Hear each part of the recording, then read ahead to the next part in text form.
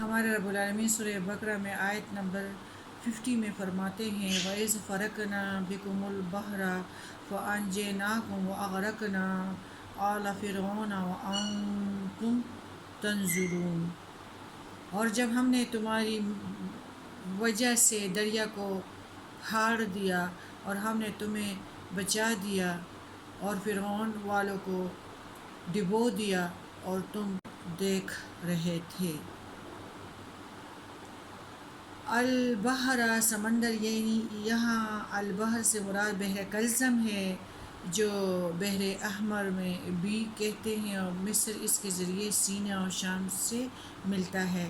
بنی اسرائیل نے اسے عبور کر کے جزیرہ نما سینا میں قدم رکھا تھا اور فرعون اور اہل مصر کے غلامی سے نجات حاصل کی۔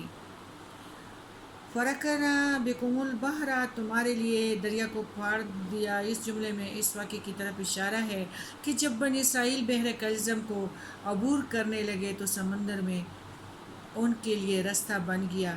حضرت موسیٰ علیہ السلام کے ہاتھوں معجزہ کے طور پر اسے عبور کرنے کے لیے زمین خشک ہو گئی، اور یہ حضرت عیسیٰ علیہ السلام سے تقریباً 14 ہجری 47 برس قبل ہے، بہت پہلے ہے۔ وَأَنْتُمْ تَنْظُرُونَ، تم دیکھ رہے تھے۔ بنی اسرائیل کو بتایا جاتا ہے کہ تم نے اپنے اس قدر بڑے ظالم اور جابر دشمن کی انتہائی ذلت اور رسوائی کو موت مرنے کا تماشا اپنی آنکھوں سے دیکھا۔ بنی اسرائیل کے ظالم بادشاہوں کی سختیاں کئی سال تک یہ لوگ سہتے رہے۔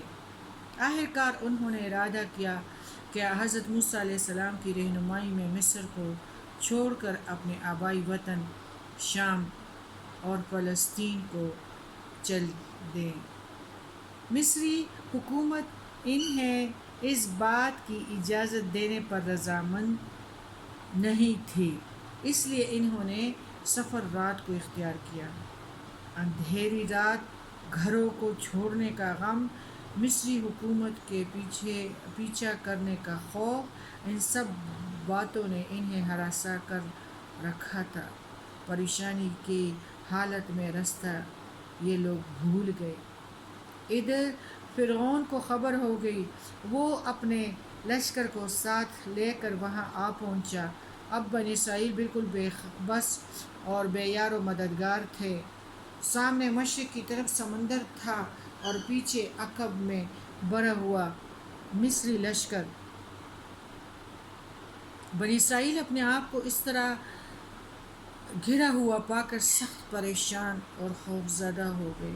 اسی وقت حضرت موسیٰ نے اللہ کے حکم سے سمندر میں لاٹھی ماری، سمندر پھٹ گیا اور خشک زمین نکل آئی۔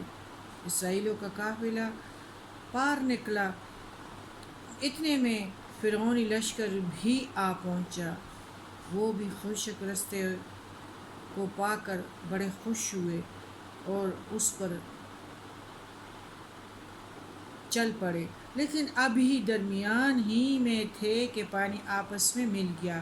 فرعون اپنے لشکر سمیت اس کے بیچوں بیچ غرق ہو گیا۔ بنی اسرائیل نے اپنے دشمن کا اس بے بسی میں غرق ہونے کا تماشا اپنی آنکھوں سے دیکھا۔